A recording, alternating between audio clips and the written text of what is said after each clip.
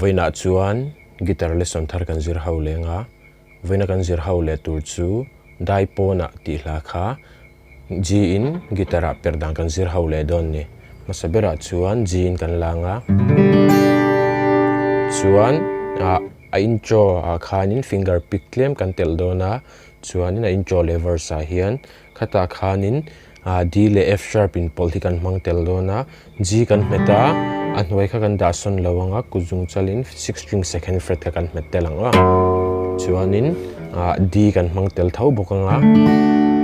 chuan C kan hmanganga finger pick vela kan tina la ya hian C9 kan hmang telanga G kan meta step khat ve ve da thla khan C9 chuan E minor 7 ani mayang chu kha kan hmang tel bokanga chuan E minor pa ngai kan hmang tel bokanga chuan B minor A kan hmang tel bokanga khang kewa kan hmang don ni chuan a intro chu tian a kalang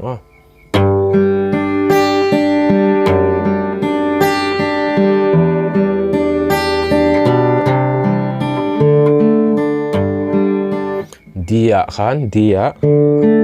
kan ti zo khan G chang bukin kan chan leng voi ni ko lang hemi picking pattern le chord progression a hi masabera chuan G kan metanga 6 string third fret a voi khat chuan third string second first in a zui thlang third second first kan pick thanga chuan second third ta topanga 6 third second first second third tikhan chuan a hnuai kan la met renganga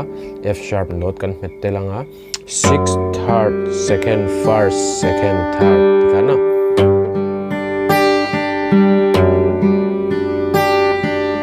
chuan E minor akan lutanga tai hi chuan second string akan topanga third kan wati tel ve to lawang 6 third second first second chuan tin akalang tikhan fifth string second fret le third string kha kan tileng third fret katina second third tikhana chuan third second tikhana kal lenga chuan D kan metanga D hi D sus chuang khan kan metanga tin kan metanga D kan meta kan mena lai da sonin kha D sus chu nyang chuan fourth string open anga chuan third second na zuyanga tikhan chuan G chang bukin a kwal leang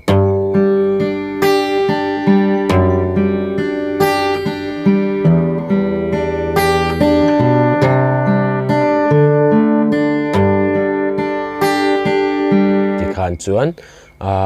khami dia nge khami intro kan kual zo D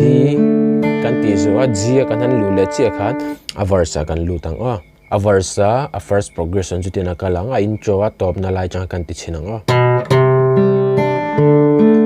mun thiam lima sual thoi na nan lan chu Daipawnah an hal china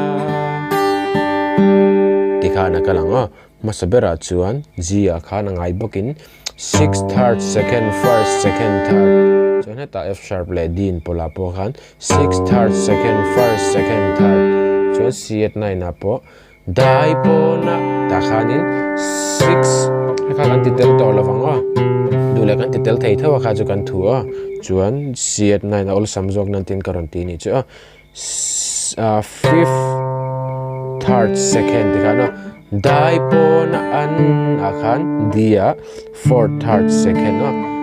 Daipawnah an hal china tikhana kalang chuan G chang buki kan chan lenga second progression na chuan min chandam turina ma ngei lanin kong harmona chuan kan sual du let lai po kan ti le the ha chu kan thu ma se ol samjok nan tin akalang G a 6 third second first second third tikhan D F sharp a po khan chuan C9 na ta chuanin picking pattern a full in akalang fifth third second first second third tikhan chuan D a D a po dang lam na chu fourth string open anga a bass line third second first second third angai thuna kal lenga min chan dam turin na ma ngei in lanin kong khar po na chuan kan sual purin na lo tua chuan avarsa third progression na chuan mu sit le ti el na ling lukhum nen sual na reng nei lo chu Daipawnah chuan an khai ka tapo hianin a baseline ji kan thlak anga a hnuai third second first second third kha chu angai na kal vek anga tiana kalang e minor chung kan chana mu sit le ti el na chuan b minor a fifth string second fret kha baseline ania a hnuai po ngai na kal leang ling lukhum nen sing ai si pa ngai kan met to nga tai chuan sual na reng nei lo chu Daipawnah chuan an khai ka chuan a chorus a kan lut anga tai chung kan strum theia dule kan lapik thei thawa kha chu kan thu an mu sit na chu down up tin kan strum ang down up kha kha rang da uhlekin kan strum zom char anga an mu sit na chu purin kal chua kang lu heta hian khamun net nei kan ni lo ve in thoi na nung pa thian lom thlak ni turin au I chua kang u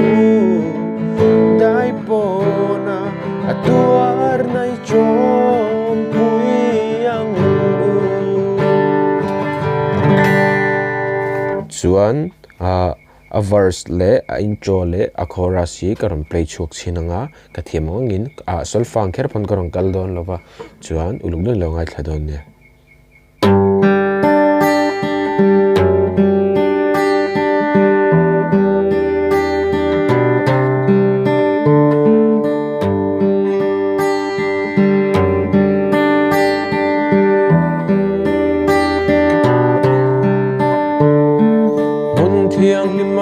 sual thoi na nam lan chu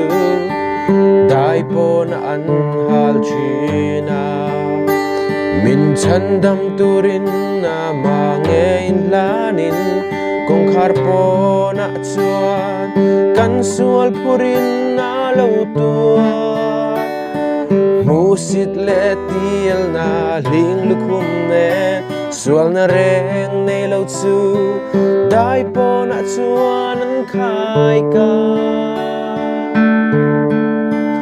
an mu sit na chu purin I kal chua kang heta hian khamun net nei kan ni lo ve chuan a chorus a kan lua kan strum a khan hemi D vel kan mang to lo nga F sharp na nen pol ka D pa ngai topin kan lu tong a kan ni lo ve in thoi na nung pathian lom thlak ni turin au I chua kang u Daipawnah atuar nai chom pui ang u chuan second verse a po hian du le kan pik le theia kot thera thil makin na in puang chua hosana zai vor ma se tipo kan ti theia du le te pon kan strum theia kot thera thil makin a in puang chua hosana zai vor ma se van lalung oi na chukal varit langa thingan che donga van lal fa pa tuar na chu athil ti thelo na luru mun chu ho I panang u kan tharau tan dam na ki dule a chorus kan ludo na khan kan strum warda wang di a khan dam na ki khan mo 1 2 3 4 1 2 an mu sin na chu purin I kal chua kang u heta hian khamun net nei kan ni lo ve in thoi na nung pathian lom thlak ni turin au I chua kang u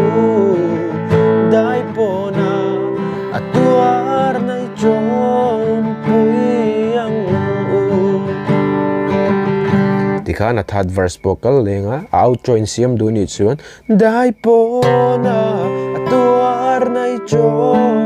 puyang tikha ni mai sia fifth third second first dia fourth third second first gia sixth third second first tikha na kalanga tikha na lapum pui chu chua kang chuan ka video ten lo enai lo hlawkpui ve ni chuan milo like and milo subscribe le zelula chuan guitar lesson lepeka kanin mula chau don nia